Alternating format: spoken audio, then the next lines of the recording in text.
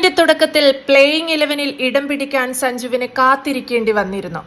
എന്നാൽ ഈഡൻ ഗാർഡൻസിൽ വെസ്റ്റ് ഇൻഡീസിനെതിരായ മത്സരത്തിൽ ലഭിച്ച അവസരം സഞ്ജു ഇരു കൈയും നീട്ടി സ്വീകരിച്ചു. അവിടെ തുടങ്ങിയ സഞ്ജുവിന്റെ ജൈത്രയാത്ര ലോകകപ്പ് കിരീടത്തിലാണ് അവസാനിച്ചത്. വിൻഡീസ്, ഇംഗ്ലണ്ട്, ന്യൂസിലാൻഡ് എന്നിവർക്കെതിരായ മസ്റ്റ് വിൻ മത്സരങ്ങളിൽ 97, 89, 89 എന്നിങ്ങനെ റൺസ് അടിച്ചുകൂട്ടിയ സഞ്ജു സമ്മർദ്ദഘട്ടങ്ങളിൽ പതറാത്ത പോരാളിയാണെന്ന് ഒരിക്കൽ കൂടി തെളിയിച്ചു. 637 പോയിന്റാണ് സഞ്ജു സ്വന്തമാക്കിയത്. തന്റെ കരിയറിൽ ആദ്യമായാണ് സഞ്ജു ഇത്രയും പോയിന്റുകൾ നേടുന്നത്.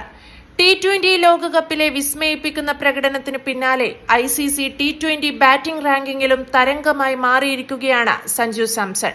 ലോകകപ്പിന്റെ നിർണായക ഘട്ടത്തിൽ ഇന്ത്യയുടെ രക്ഷകനായി മാറിയ സഞ്ജു റാങ്കിങ്ങിൽ ഒറ്റയടിക്ക് 18 സ്ഥാനങ്ങൾ മെച്ചപ്പെടുത്തി 22ാം സ്ഥാനത്തെത്തി.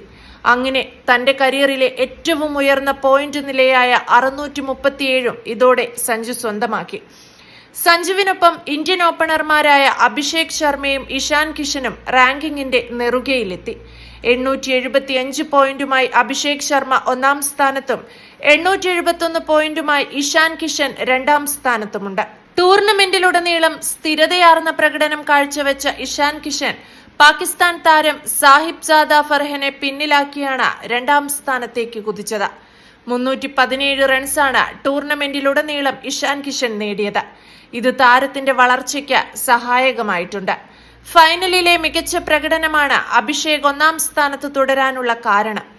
ഫൈനലിലും അഭിഷേക് പരാജയപ്പെട്ടിരുന്നുവെങ്കിൽ ഒരുപക്ഷെ ഇഷാൻ 1ാം സ്ഥാനത്തേക്ക് കുതിക്കാനുള്ള സാധ്യതകളുമുണ്ടായിരുന്നു.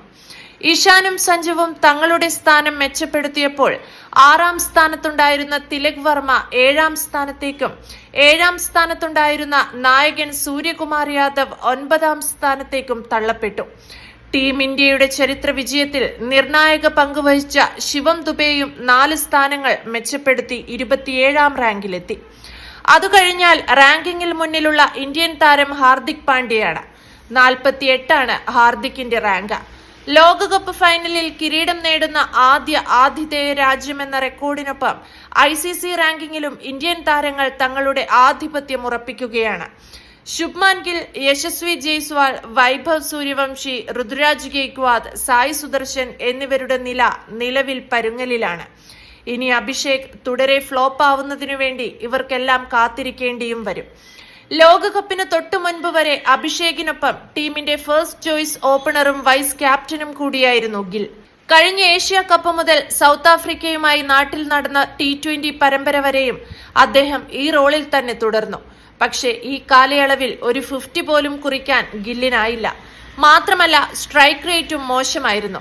ഇതോടെയാണ് ലോകകപ്പിൽ ഗില്ലിനെ ഒഴിവാക്കുകയെന്ന ബോൾഡായ കോൾ സെലക്ഷൻ കമ്മിറ്റി എടുത്തത്. ഇത് ശരിയായിരുന്നുവെന്ന് സഞ്ജുവിന്റെ പ്രകടനവും ലോകകപ്പ് നേട്ടവുമെല്ലാം ശരിവയ്ക്കുകയും ചെയ്യുന്നു. ഇനി എന്തായാലും ഗില്ലിനെ ഉടനെയൊന്നും T20 ടീമിൽ ആവശ്യമില്ല.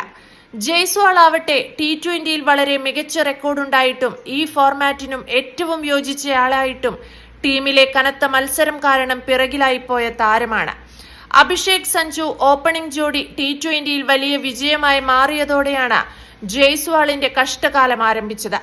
2024 അവസാനത്തോടെയാണ് പുതിയ ഓപ്പണിംഗ് കോമ്പിനേഷനെ ബംഗ്ലാദേശുമായുള്ള പരമ്പരയിൽ ഗൗതം ഗംഭീർ പരീക്ഷിച്ചത്. അതിനുശേഷം T20യിൽ ജയ്സ്വാൾ കളിക്കുകയും ചെയ്തിട്ടില്ല. വണ്ടർ കിഡായ വൈഭവ് ഇന്ത്യൻ സീനിയർ ടീമിൽ അരങ്ങേറ്റം കാത്തിരിക്കുന്നയാളാണ്.